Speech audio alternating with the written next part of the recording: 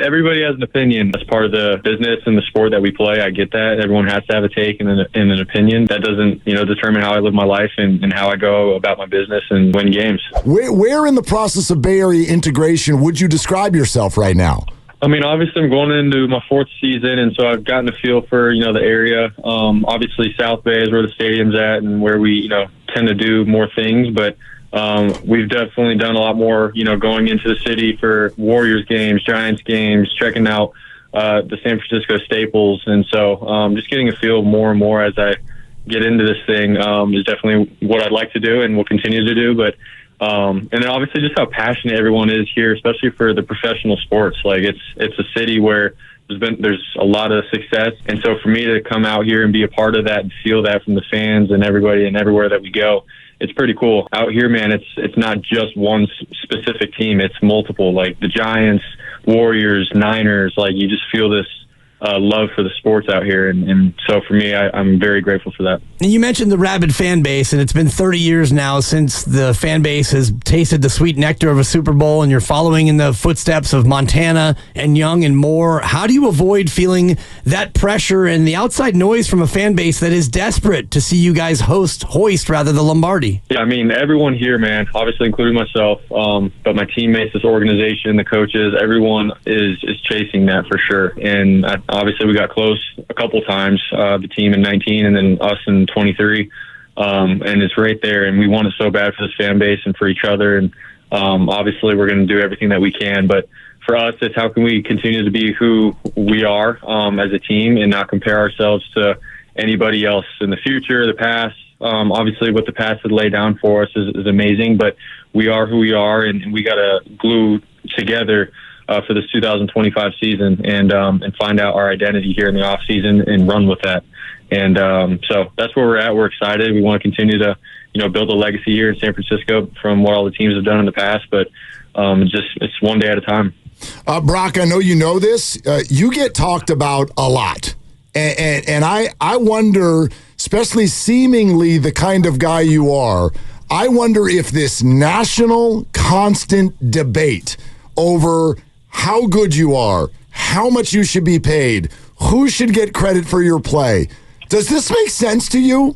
I'm not going to lie. I laugh, at some things that I do hear. Obviously, I don't tune into every single opinion or thing, and I'm a man of faith, and so for me, I just take it one day at a time. I just walk in the locker room, love on my guys here. We walk out to the field and get better, and I try to find ways to win what people think of me and who they say that I am. I know who I am, and I keep my head down and I go to work. But that's part of the business and the sport that we play. I get that. Everyone has to have a take and an opinion, but that doesn't, determine how I live my life and how I go about my business and win games. So. All right, come on. Give me one or two of the opinions that makes you laugh. Yeah, I mean the whole system quarterback thing. Like early, in my career, it was just funny, hearing that. And I'm not gonna lie, like I took that as all right. Like I'm a guy that can come in and like do what the coach says and win games because of that. So to me, that was more of a compliment, and I've sort of ran with that. But I don't know. Outside of that, it's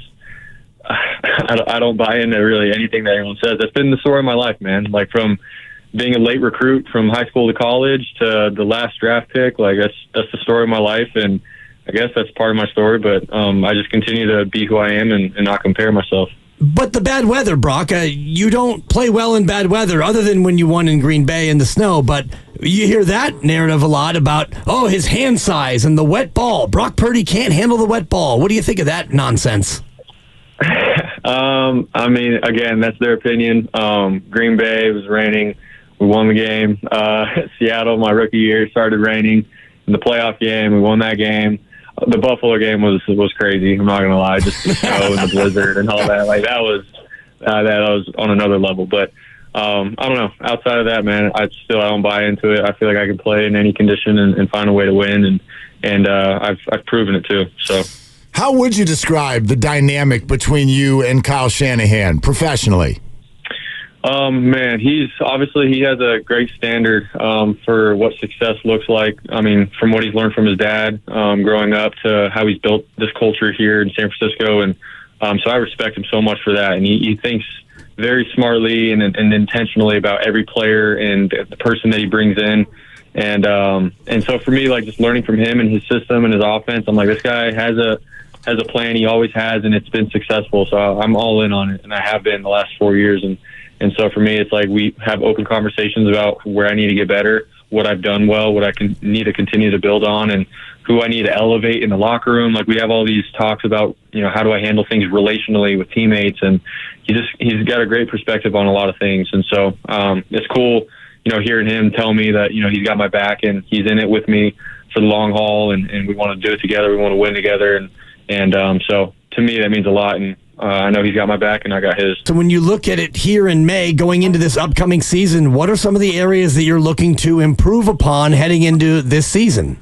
Man, I think, just going back and watching last year's film, it's like, all right, how can I, get back to just being on top of my assignment and, show really good fundamentals on film. I think last year there was times where I was going through my reads and plays and stuff where I feel like I could have just been quicker, getting my eyes across the field and progressing quickly and trusting the pocket. And, I went back and watched my rookie tape, and on my rookie tape, it was, I got thrown in and all I knew was what the coaches told me, and I was a machine that way. And, there's some good stuff last year too, but I feel like I can get back to those kind of fundamentals, and I'm on myself pretty hard. Coach Mick Lombardi, Clay Kubiak, they're on me right now, out in the field pushing me. And so I'm excited about that, and I just got to go out and apply it every day and in training camp and obviously in the season. Brock, my daughter is 16 and a humongous 49er fan, and she's very worried about, Dre Greenlaw and Deebo Samuel and Talanoa Hufanga. And so I've taken her to school this morning, and I said, do you have a question for Brock? And she said, well, first off, Dad, that's your job. But then she said, ask him how much confidence he truly has in this group right now, considering all of the newness and the unknown. Yeah, man. I mean, obviously, it does hurt, seeing some guys that you played with for a while in the locker room and what they meant to this team go and get paid. So, I mean, I'm happy for them, but also it's like, man, that's my brother, and he left. So, I mean, it definitely hurt at first. But also, man, I think sometimes some of the dangerous teams are the teams that, don't know exactly what to expect, and all they know is how to work and have that chip on their shoulder, and then they just go at it and find ways to win. I feel like we've seen that in the NFL. Year after year, you see these teams that come out of nowhere and they're like playing for something that, beginning of the year, no one ever thought they would have a chance. So for us, we obviously have the core group of guys that have been here for a while: Fred, Bosa, Kittle, Christian. I mean, all those guys, man, like they're still here, man. They're ballers still and in their prime. And so for me, I'm like, we still got dudes. We got young guys that we got to build up, but let's put that chip back on our shoulder, man, go to work, and let's take it one game at a time. So. And yeah, what's the level of hunger for that group, and also the level of focus, knowing that you don't have any of the off-season contract stuff lingering? It's everybody's ready to go next week, lock in. What is the level of focus and the want to get back for, especially the guys who've been here before?